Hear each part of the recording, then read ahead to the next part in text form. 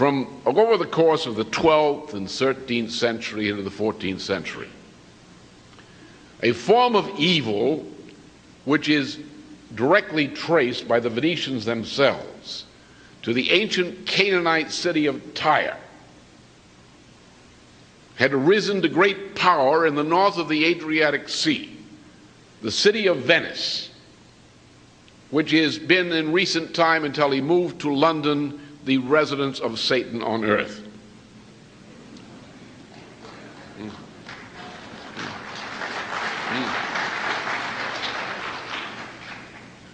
These people great power. They built a maritime power in the image of ancient Phoenicia, which is Canaan. Phoenicia is a Greek word. The people of that region were called the Canaanites. And the center of evil was Tyre. Tyre was destroyed by a great man, Alexander the Great. But the principle of Tyre lived on. And it came through the Roman Empire, it came to reside in Venice. And from about 800 AD on, Venice was an increasing power in the Mediterranean. It became a great sea power, which became a dictatorship over the Mediterranean over the period from the course of the 12th century into the beginning of the 13th century with the so-called Fourth Crusade. And I can tell you all the Crusades were frauds. They were all run by the Venetians. Nothing to do with Christianity. They had to do with something else. The Fourth Crusade was organized by Venice to conquer and loot Byzantium, which is its major competitor. And the Latin Empire in Byzantium was set up from 1204 to 1261, when a fellow called Michael Palaeologus overthrew it on behalf of the Greeks. But Venice became a great looting power. It crushed every element of civilization. It imposed evil cults. It spread the cult of Aristotle throughout the Mediterranean and other cults. It looted everything. It imposed its debt every place. It manipulated nations into making war on one another. They weren't real nations, but they were whatever passed for at that time. They plunged Europe into war and usury and looting and bestiality and cruelty. And nothing could seem to stop it. The political institutions of Europe collapsed at about 1250, or over the period 1250 to 1267, in a series of wars.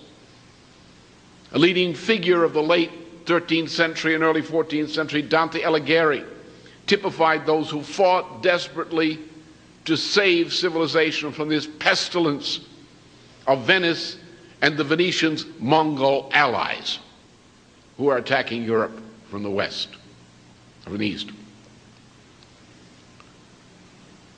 Venice's power grew. Dante was probably murdered by the Venetians after a trip into Venice and its area. The ideas of Dante lived on through various networks. Not only Dante, but there were great Franciscans and others who continued the tradition, the Augustinian tradition, and developed it then as before. Then in the middle of the century, the 14th century, the whole system collapsed in a chain reaction of bankruptcy, starting with the King of England discovering, by checking with his priest, that not only was usury a mortal sin, but that he, as the King of England, by continuing to pay his debts to usury, was actually contributing to the eternal damnation of the soul of his creditors.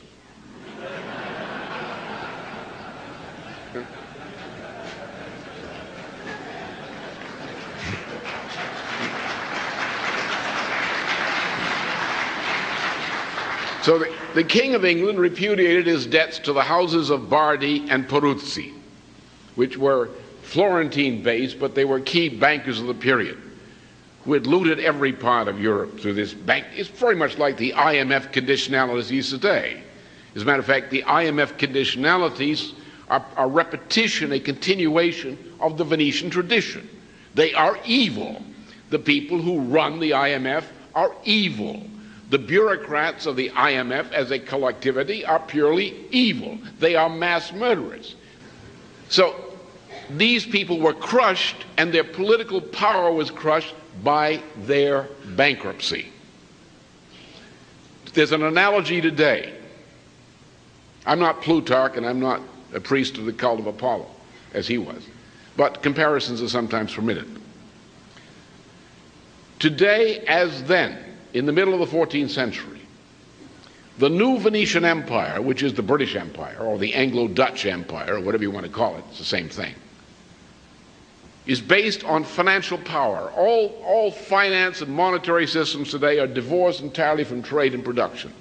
They're engaged in pure speculation, in usury, debt as a form of usury, the looting of countries, of whole regions of the world, the power of the ruling oligarchy, which are like Venetian families, Ford Foundation, this foundation, that foundation. This is what runs the United States, not the government. This is what runs the world, not the governments. The governments are run by these powerful families and their oligarchical connections, who control the Washington Post. They control the New York Times. They control the 3 TV networks. They control Jane Fonda. She might not admit it, but she's a real right-wing fascist, that Jane.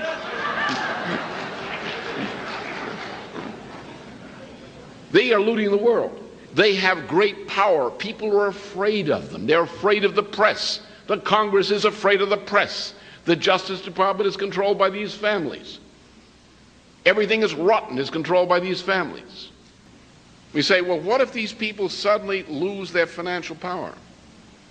What if these banks go bankrupt? What if the IMF is liquidated? What if the international monetary institutions don't function? What if there's no facility by which these institutions can exert their power over society? Something like that which happened during the 14th century, the so-called Dark Age. In 1066, the Normans took over England, and the Saxons got defeated, and then eventually Venice for a very long time remained the power center of the imperial structure. So you are really looking at a succession of different empires. Now naturally Venice in this period, in this long period, underwent changes, family changed, replaced others, but the oligarchical structure essentially remained the same. The Venetians are very good at psychological warfare as well. That if you read Friedrich Schiller's Ghosts here, you can see that what you do is you pretend to be people's friends. You find out what they want, what their weakness is, and you give it to them. If they want money, you give them money. If they want sex, you arrange for that. If they want drugs, you arrange for that. Whatever it is they want, their weakness is, you feed them. And then you tell them, okay, I'm doing all this for you and I just need these little favors. And you corrupt them. And you corrupt them until you can control them. And of course, you know what they're doing, so you can always blackmail them if they try to get out of line. But basically what controls them is the knowledge that if they don't go along with you, then they lose out on all these things they like. You know, if they play ball with you, then they become rich, they become famous, they have all of their desires sated, they get everything that they want, but in a mental state which is increasingly depraved and subject to manipulation. And that's also the Venetian method, that you win by corruption. And that the thing that the empire fears most of all is an honest man who isn't corruptible because he doesn't want those things. With their reassurance of complete maritime dominance, the Venetian oligarchy used their power over the Mediterranean to internationally centralize the control and organization of money within their financial empire. Thus, no country could produce bullion for its own use, and all currency exchange had to take place in Venice. They are lending money to the major houses of Europe, the nations, or what passed for nations at that point, the kingdom, various kingdoms and duchies and things like that. And so they get them into debt. Now, for example, the King of England was in significant debt to the Lombard bankers, which was the Venetian banking system, and in particular to the House of Bardi. And so the king, pledged as collateral the wool production of his kingdom. And then, of course, he's going broke, and so he needs more money, so he borrows more money, and then he pledges all of the sheep as well. The key thing about this kind of debt farming, is that once you incur a debt, the debt never really goes away. Because the interest rates that you have to pay, the money that you have to pay to service this debt, is such that you quit building your country and you start trying to pay your debt. And then you have to borrow more money to pay your debt because you get further behind, and then your interest rates get higher, your debt service becomes more, and you set off on a process that never really ends until everything blows up. But that's the Venetian method of control. And that method has not changed since the days of Venice. The oligarchy proceeded to move north in search of a new capital from which to operate. They settled throughout Northern Europe, opening their first major headquarters in Amsterdam, Holland. Centuries later, they consolidated their true base in 1763, upholding their public political headquarters in London, which remains still today.